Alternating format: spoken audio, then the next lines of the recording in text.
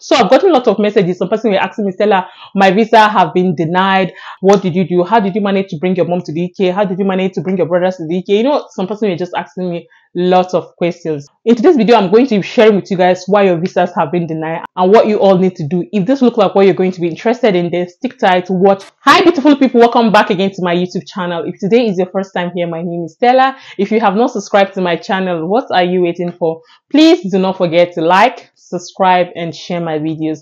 Click on that notification bell to get notified whenever I post any new video. And for my returning subscribers, thank you guys for the love. Thank you guys for the support. Honestly, I really do appreciate it. So on this channel, I talk about my life here in the UK, what is happening around me, and I share information. For those of you that don't know, I'm a Nigerian living here in the UK. So in today's video, I'm going to be discussing why your visas have been denied. So honestly, this is a long overdue video. I am supposed to make this video a long time ago, but the problem is time.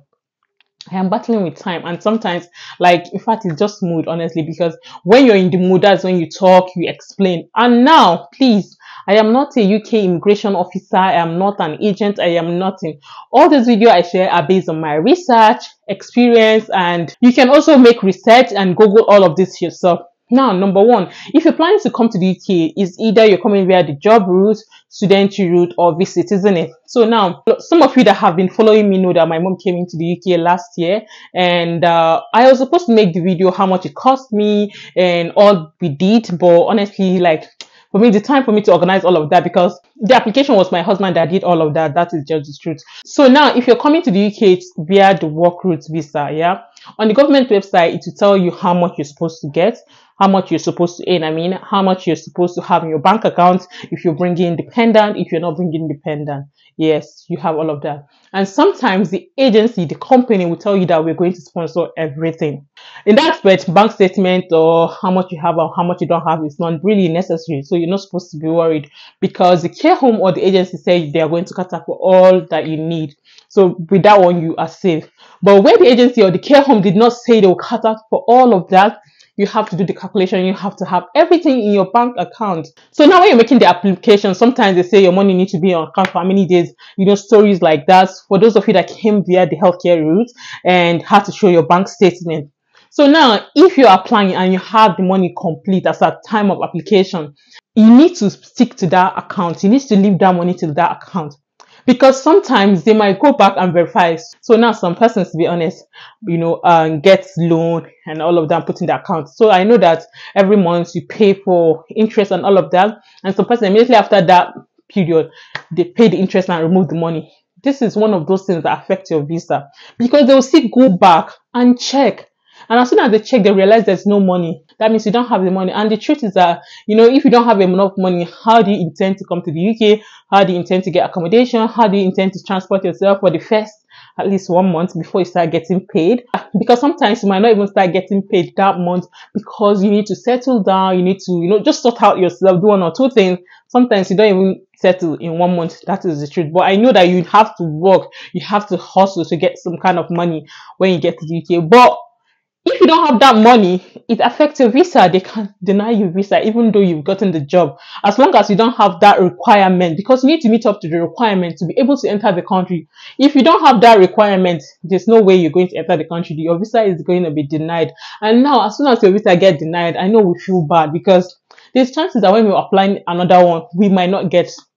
Yes. So don't get me wrong, that does not mean you not get. You still get, honestly speaking. But just that sometimes some person will be like, I am tired because the first day I got denied, they still denied me again. But some person are still lucky. When they denied them the first time, they apply again, they will just get. The truth is that, you know, as soon as you get denied for the first time, they will start investigating. When you want to apply for the second time, when you now have everything ready, they'll be like, why did they deny you the first time? Do you understand? I mean, we all know how the Western world behave and how they live their life. Everything is on record. Every single thing is on record. So if you're coming via the healthcare visa route, you need to confirm that, okay, if this agency is not paying me, I need to have everything complete in my account for my visa not to be denied. Because the fact that you get COS and get everything does not guarantee visa. The Home Office will still have to issue you visa, because you all need to apply for a visa, and without visa, you cannot enter the country. That is just the truth. Now, for the student part, if you're coming into the UK via student route, you need your bank statement. We all know about this bank statement, and it's not a small money. If you're coming to study, you have to pay your school fees. I mean, you have to pay your first initial deposit, isn't it? And now most of these school fees have even increased the deposit because they feel like some students are struggling to pay the balance when they enter the country. But that is by the way. So now if you pay your deposit, you have to pay for visa fee, you have to pay for visa fee, you have to pay for NHS. If you're coming in with dependent, that is why this day they deny dependent visa. And some person will be like, why did they deny this dependent visa? You all don't know that you people did not do your calculation well. Because if you're planning to come to the UK, you have to calculate all of this. There's a certain amount of money you need to have in your account. So if you're coming to the UK to study, if you have not finished paying your balance of your school fees, you're meant to have that balance must in your bank account. And then now you're going to have your upkeep money in your bank account. So now let's calculate it.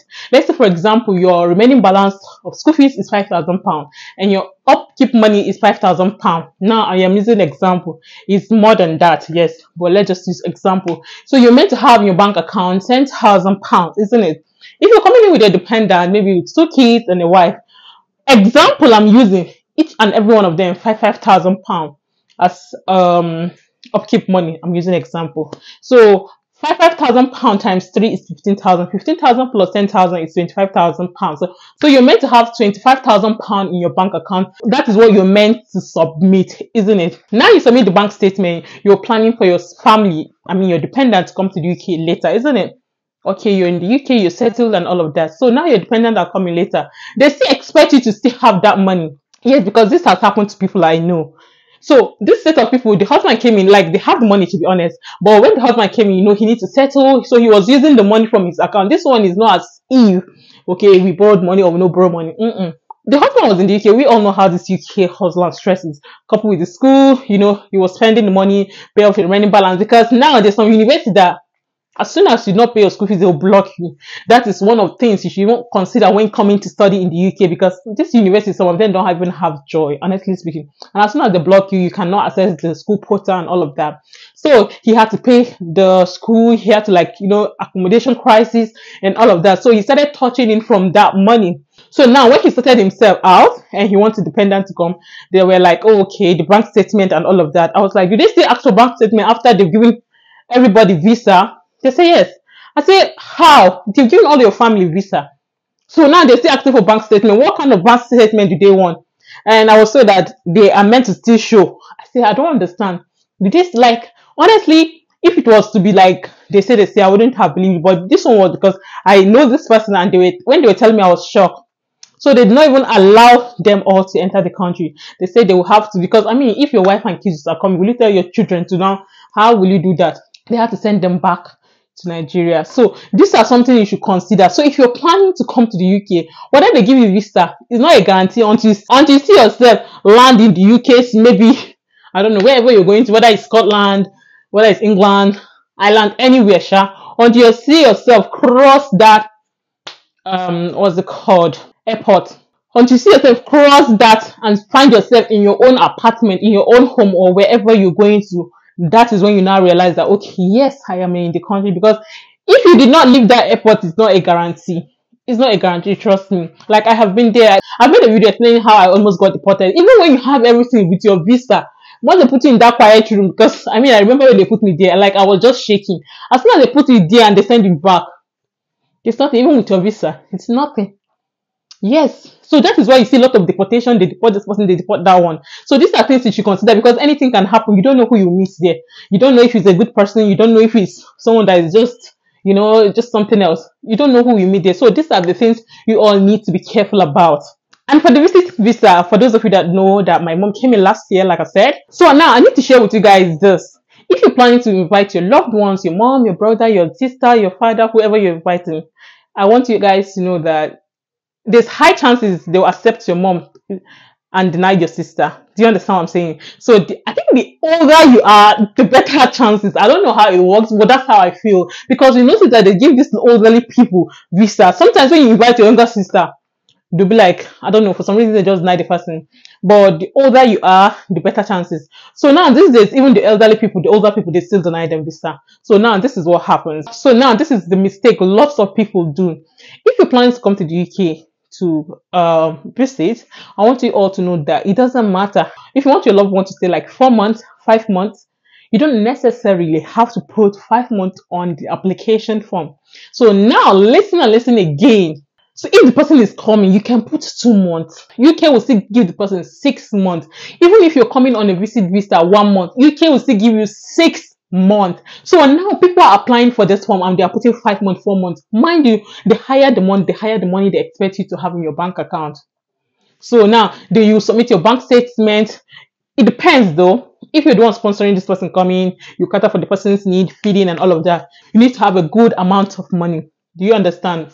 And now back to the person you're bringing. They'll collect their bank statement. They'll ask them if they've got properties. Are they married? Do they have children? They want to know what ground do you have back on. Will you like to go back to your country?